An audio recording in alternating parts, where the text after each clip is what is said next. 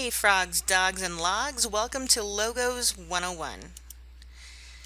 Now that you're starting to learn a little bit about yourself, since you've been taking some personality tests, it's time for you to start designing a logo that represents yourself. This presentation is going to go over the 7 types of logos that you can develop. And just so you know, I'm referencing a really great website. Here's the link. Check it out. They have links to other websites that have things like tips and tricks or examples of additional logos for you to take a peek at. So definitely check them out. Alright, so the first logo that you can create is called a monogram or lettermark logo. And there's some examples down there at the bottom of your screen. So what you can see is happening with these is that these are letters only types of logos. And typically they are the initials of a business name that is rather long in nature. It's a typography based logo, so there's no graphics whatsoever associated with these. Typography is another word for font. We use these types of logos for simplicity of larger names. It helps streamline the communication. So for instance, it's quicker and easier to say IBM instead of International Business Machines. The next type of logo that you can create is a wordmark or logo type. You're going to see that there's not a whole lot of difference here. Very similar to monogram, these are letters only as well. This is what you use when your business name is shorter in nature, so you don't have to say this really long thing. It's real quick. Visa, Coca-Cola, Google, done. It is also a typography-based logo. There's little to no graphics in these as well. You'll want to incorporate some branding techniques, so that's where you use the font type and the colors that go really well with the name. It helps to invoke a level of desired professionalism or relatability to your product. So for instance, Google, it's using primary colors and a very simple font, and that equates to them being easy to use and easy to find information. The next logo is the pictorial mark, or the logo symbols. So as you can see, they're very graphic in nature. There's absolutely no words associated with these types of logos.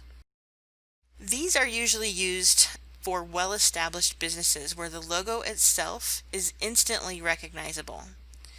It's really tricky for a new business to use because the audience might not quite understand what the logo is supposed to be about or what it's supposed to represent. So it needs to truly visually represent what the company does or the name of the company. So for example, Apple uses an apple. Clever. Twitter uses a bird, and of course Target uses a target. It's pretty basic that way. Alright, next is the abstract logo, which is similar. It's not a recognizable icon, so it's more of a pattern or it's geometric in nature. It's also pictorial in nature. It can have words associated with it, but for the most part it's got an abstract design associated. It allows your company to be truly unique and make its own statement.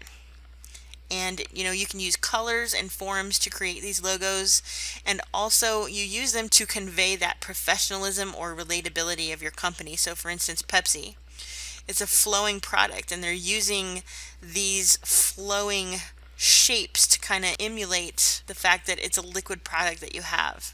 Next up is a mascot logo, which are the fun guys, and this is basically where you use a character to help promote your business. So it's usually used when you want to relate to families or children, but it's not necessarily used for that. It's great to use if your business is based in social media because it's instantly recognizable and you can create a big following based on the character. You definitely want to keep your mascot logos simple and not detailed because you want to be able to print these easily onto business cards and other types of media, so keep them simple.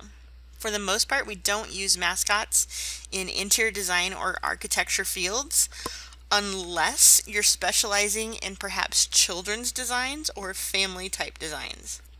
Combination logos are next, and here's some really great examples, and it's basically a combination of anything that I've already listed, the logo types 1 through 5.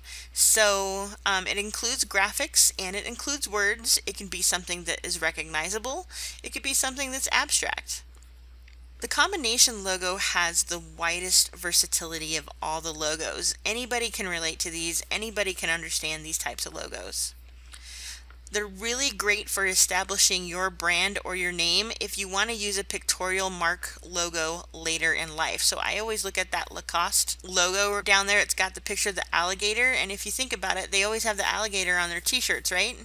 But it doesn't necessarily say the words. So it's really great for you to kind of establish a pictorial logo first, and then you can always drop the words later once your business gets established.